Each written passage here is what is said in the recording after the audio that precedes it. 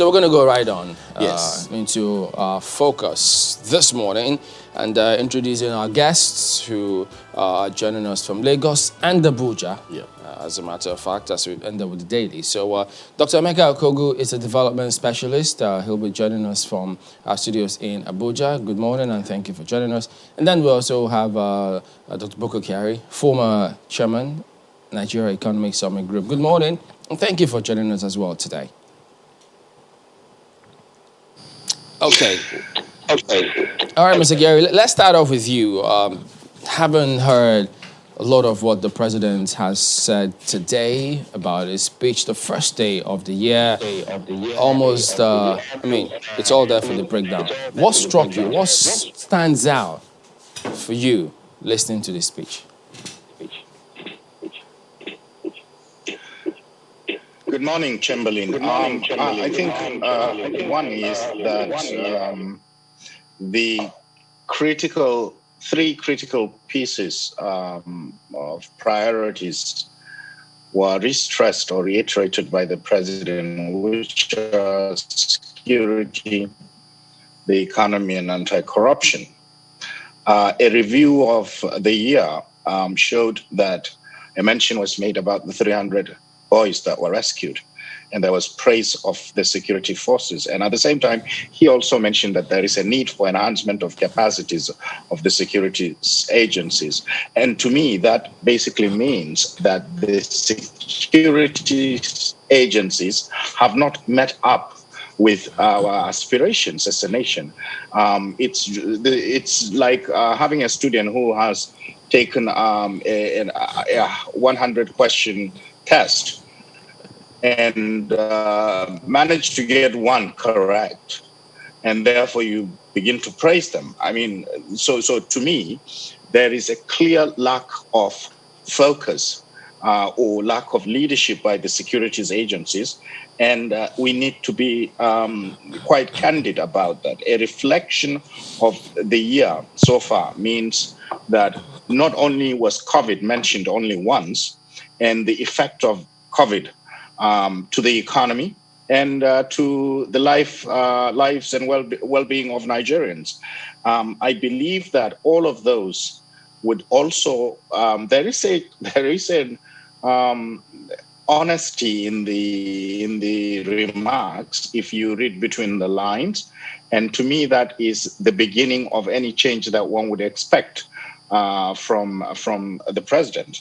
I think Mr. President also mentioned about focusing on the economy, but there was very little mention of the other things that needs to happen. But clearly all the rhetorics were clearly highlighted. And so the presentation on food security, the discussion on the reforms in the power sector, whether it is generation or distribution, the effect of integration of the African continent, which basically means that the AFCFTA has become something of major concern for the ways, and also identifying that Nigerians have entrepreneurship drive, and we need a support and encouragement of government, especially with the opening of the borders, which he clearly mentioned. There is something that he also mentioned, which is that we as a nation want to have an open, fair, and equitable way of conducting ourselves. I think those rhetorics need to be backed with tangible, very strong support. Because some of us, even when the borders were closed, of course, we do remember that there were smugglings at the border, not only of goods and services, but also of arms and ammunition and so on and so forth. But this is something that required bilateral or multilateral relationship with our neighbors so that those are stopped. Clearly, he also brought up the extreme poverty in parts of the country. And therefore put in the necessary social or humanitarian policies. Awareness as far as sufficiency of what we need to do to bring out the very best in the country. And I think those were all honest reflections. Now, what I would have liked to see is what are we doing in terms of dealing with how we are going to position ourselves to the Africa Free Trade Agreement, which starts, by the way, today. Today is the first day of having one single integrated economy. If you look at Africa's collective GDP, it's about $3 trillion. That puts Africa, if it were a single nation, at about fourth or fifth largest economy in the world. And the per capita income of Africa would still be very low, approximately $3,000 or slightly less than that, if you divide the 3 trillion or over 3 trillion by 1.1 or 1.2 billion people. But if the friction of trade is removed, it basically means that the opportunities that AFCFTA and the opportunities that is presented to us with the support and encouragement of government, I believe that we can do massively. The growth in Africa as a continent can be phenomenal. And I understand that even though it is a smaller fraction of the global economy, as a Nigeria, it may be what we need to push ourselves in placing us as the center for the continental opportunities that present itself. So to me, there is that. But the end, I wish Mr. President were coming out and talking to us periodically, even if it is once a quarter, to understand where the vision of this government is and how people can also play their parts. But as they say, it's never, it's better be, it's something that we need occasionally so that with 2020, which to me is, for the first time, that statement of 2020 is hindsight. And for us, I think it should be a hindsight because it's a year that had been prone with a lot of problems. Yeah. And I do believe very strongly that we as a nation need to be hopeful. And we need to see more and hear more from our president. Thank you. Well, hopefully the media team will take that on board because, I mean, that communication going on, I think will engender a lot of confidence. People will understand where the government is going, especially now that we're talking about AFTA and then the other documents that are going to kick in this year. It's going to be huge. Well, it's actually going to be significant. But let me ask Dr. Okengo something, especially from what he also said, because Dr. Okengo, when we look at the president's speech, if you agree or you want to take off from where Mr. Dr. Bukakari stopped, he talked about the need for government to be clear about its vision. The question that came to my mind the moment I heard that is, shouldn't we line up the president or the administration's vision with a national vision in line with the speech that you have heard? Well, thank you very much. Let me start by saying Happy New Year. It's going to be a new year for everybody. It's going to be a good year. For me, I think the national vision, most of the times, has to do with the vision of the administration in power. Okay, except you're talking about the national vision as being encapsulated in the Constitution. And in this state, the national vision would have been the C that the president mentioned, which would be security, economy, and then anti-corruption. But for me, the speech first was very sobering, it was very solemn, it was very truthful. And I think the president spoke to all the issues, as it were. But my take on it was two things caught my attention. First, because it was a youth thing. He reiterated that every demand, from the youths during the NSAS process, the government was going to be working to make certain they were all met. And he stayed on that youth matter in almost all aspects of his speech. Thereafter, he started talking about food security, which I think is the greatest and the primary focus, because everything about the sea you can actually tie more or less to food security, because that's the foundation, for national security, as it were. That's the foundation, for job security, if you may. That's also the foundation, for health security. So if we're going to be focusing on food security and then you tie it, to the transportation that he mentioned, and then I was very pleased when he didn't just talk about the rail transportation. He took it all the way to even now building the dirt roads, making our transportation systems, intermodal. And of course, he talked about power. For me, yes, a speech is what it is. If the president was going to be dealing with every wish of every Nigerian, then the speech would have taken as much as 18 hours and probably not the 18 minutes that it took. But I think it's for his lieutenant, I think it's for the citizens to be able to now see what aspect of that speech that sits best with them and how we can be able to now have citizens' participation.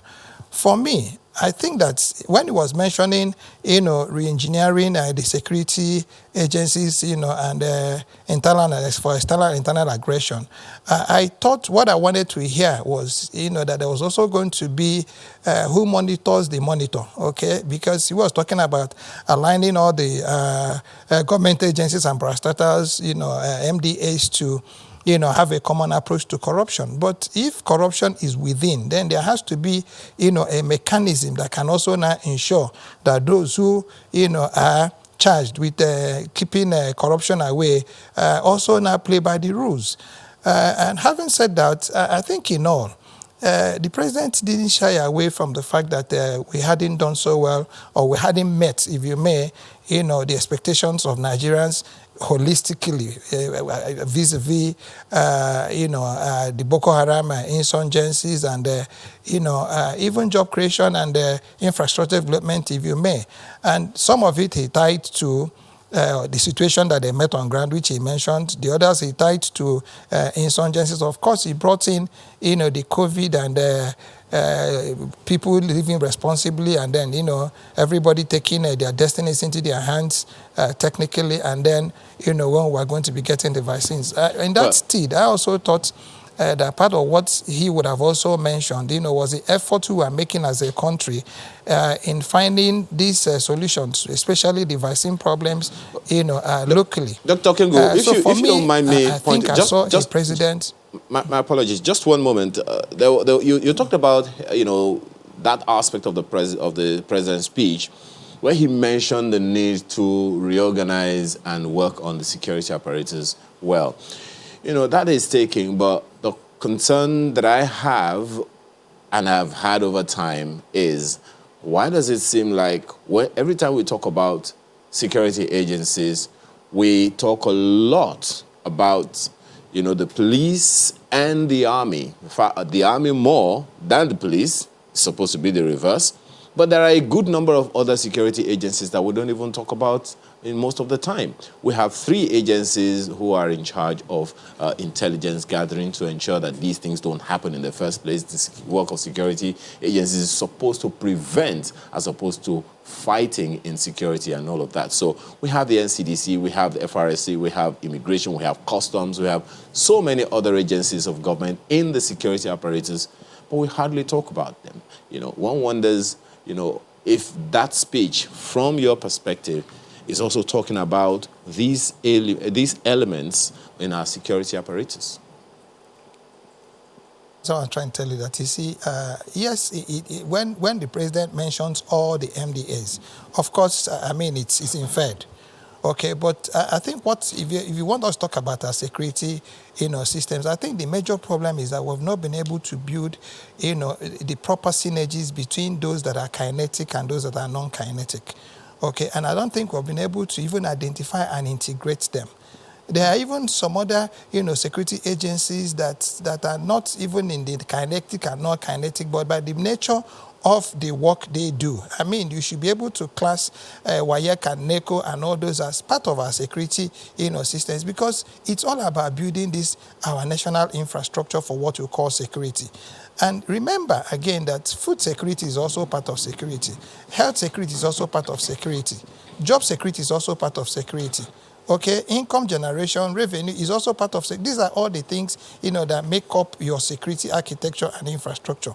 my point is that I didn't see the president, come out clearly to say we are going to now make certain that we are also going to be, putting these guys in the right state by also making certain that they adhere to their rules of engagement, probably by creating, some systems of monitoring to now monitor, or what you can call the master monitors.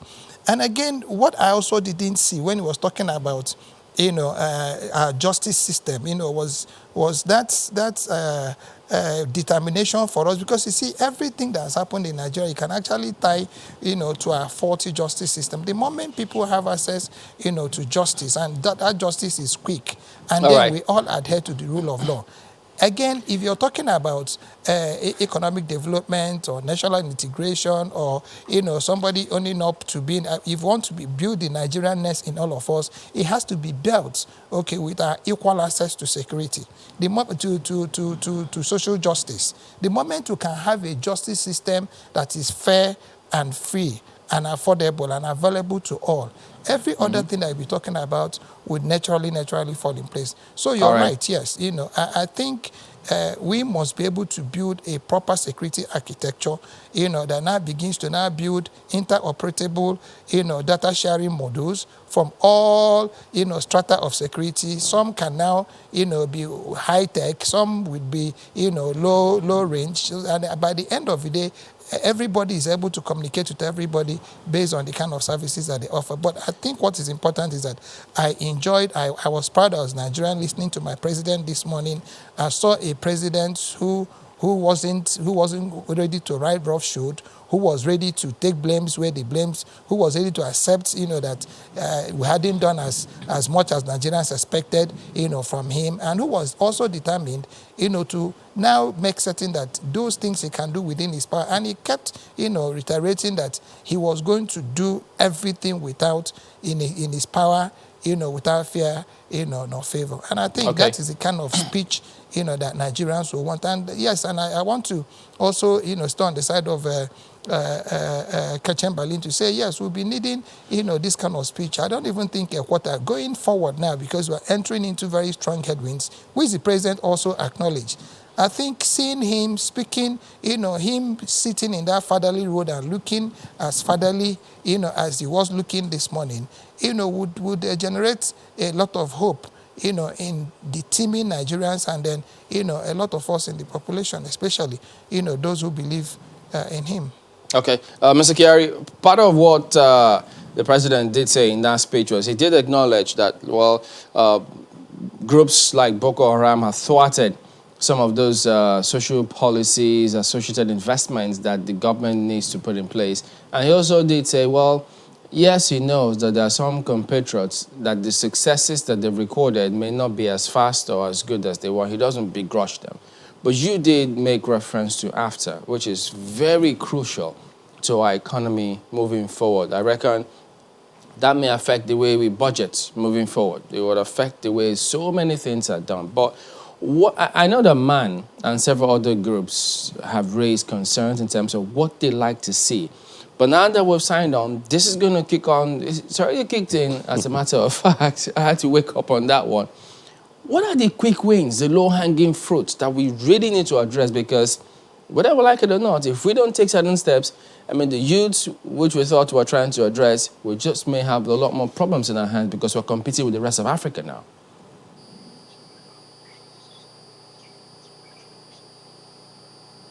Indeed, Chamberlain. I think there is that element of, when one reflects and one carefully listens to what Mr. President had highlighted, I think one would say that there is really candor and honesty in it. The opportunity which I highlighted that is presented to us here by the Africa Continental Free Trade Agreement is that it's an opportunity of a single market that's worth $3 trillion. And if we have intra-Africa trade increase from somewhere in the neighborhood of 15 or 16% today to say 50 or 60%, that basically means that the acceleration of the opportunities indirectly means that there would be an acceleration of economic growth and development across the entire continent. Now, there are some key ingredients that we need in Nigeria to be competitive within the continent. And those were some of the things highlighted, which is that there are both hard infrastructure that we must invest in. The railways, that's the transportation sector, the roads, bridges, et cetera, but also the investments in certain, the software side of things. For example, Mr. President highlighted the creative industry. And even before the Africa Free Trade Agreement, Nigeria's Nollywood and the extensive growth in that space. Anytime you go into any of the other African countries, for example, in East Africa, you hear Nigeria's music and movies have taken over. And so what you begin to realize is that there is really opportunity to harness those key aspects. The other thing, which is one of the areas that I have been, in my past life, I was a technology guy coming from Silicon Valley 20 years back home and the opportunities in that space is fantastic. Two young people started a company in 2016. Not this year, but in 2020, towards the end of 2020, Paystack was sold for $200 million. Now, that has nothing to do with government, except that there must be enabling environment for thousands of such firms to be around, to grow, to actually make their mark, not only in Africa, but globally speaking. So those, and I am glad that Mr. President also touched on the youth as a segment of the population that, given those opportunities, they can actually take it and run with it.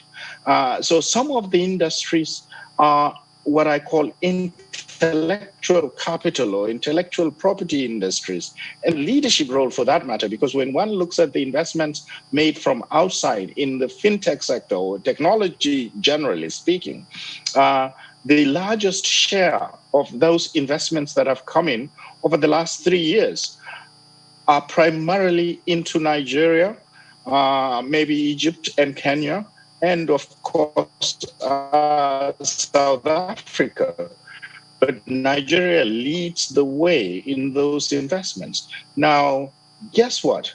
With the opportunity of a $3 trillion continental investor-friendly policies and the investments in infrastructure, all of those would actually boost growth and make the living standards of the average African, by extension, the average Nigerian, better than it had been. Now, the other thing, though, is that security means security in all aspects, as the good doctor had highlighted, because food security is an element of security. And so what I mean by that is that even the fairness in rule of law, contractual obligations, enhancement of all of those aspects are all aspects of security that would make us more attractive, and that would also encourage our citizens to go into business without fear of confiscation or abuse or whatever else. And Harry, I think on that, if you don't mind me punctuating, on that investment aspect Sure. that you just talked about, beg your pardon, one thing stands out for me is the fact that the president is talking about, creating an enabling environment. I'd like you to ask, Dr. Okengo, who is a development specialist on this. He's talking about creating an enabling environment for young people with collaboration of the legislature and a few others like that. One of the challenges a good number of business people in Nigeria have had is that of being able to get their businesses done easily. The ease of doing business is not as good or as strong as it ought to be, with so many agencies asking for so many funds, so many taxes, so many levies, and the Kama is kicking in as well this year. Line up, if you don't mind, the speech of the president with that commitment that we need to make to ensure that young people can actually thrive in business in line with what the president has said and the laws of the land? I think for business, the most important document to develop a business is not even money. It's what you call your business plan. And it's what you call a bankable business plan. And 80% of the times, you don't develop a bankable business plan, with debt funding. You develop it with green funding or patient capital, not even equity funding. Okay, and this is where I think government must be focusing if they're talking about developing that, enabling environment. Okay, the enabling environment will be, to be able to create synergies where you can now have what they call commercial cooperatives. Okay, where it is all about volume for value. What do I mean by volume for value? If you look at the Chinese model, you find that you go to a market and you see all sorts of goods, carrying the same, coming out of the same mode. But they're being produced by thousands and thousands of small cooperatives that are now aggregated. But for that to happen, you must be able to now create that market niche or that market share. And then for that business to be able to thrive, you need to find where you put in, what you call your business development funding, where you put in your equity, and then where you start going towards your debt. And again, this is where your local content comes in. This is where competitiveness comes in. If I've been talking about after, some of us had argued that we were not really ready for after. And then a day to starting after, the people in charge says, you know what, even the customs of most African countries don't even have what it takes to be able to run after. And then it's more worrisome when you're looking at after being mostly, fixated on trade. And we're not even trading products that we're producing locally. This opening of our borders, 80% of, the goods and services that are going to be coming in through the borders, as commodities are not even coming from the countries that are bordering us directly. Most of them are coming from far away, Europe, where they have a more organized, market. Dr. Carey had talked about Africa being a $3 trillion, dollar economy. But, for us to be able to benefit from that $3 trillion and then use it to now create what you call, proper per capita incomes, you have to tie it to productivity. And productivity has to be tied to two very, critical elements. One is skill. And please remember that there's a difference between skill and education. They are technically, yes, education is involved in skill, but you don't have to have formal education to be skilled. Okay, well, so Dr. It is important that we also now develop, and this is where, these institutions, our technical colleges, our technical institutions, our training centers have to be brought, all right, then. Well, clearly, back into service. This is... so it is not... Well, a good thing is just the first day of the year, so have a lot of opportunity to explore this subject matter in detail, because I imagine that there'll be a lot of ears open to listen and see what can we do having kicked in. But we have to thank you very much indeed for joining us this morning, Dr. Emeka Okegwu, Development Specialist, as well as Dr. Buko Kyari, former Chairman, Nigeria Economic Summit Group. Thank you, gentlemen, and Happy New Year.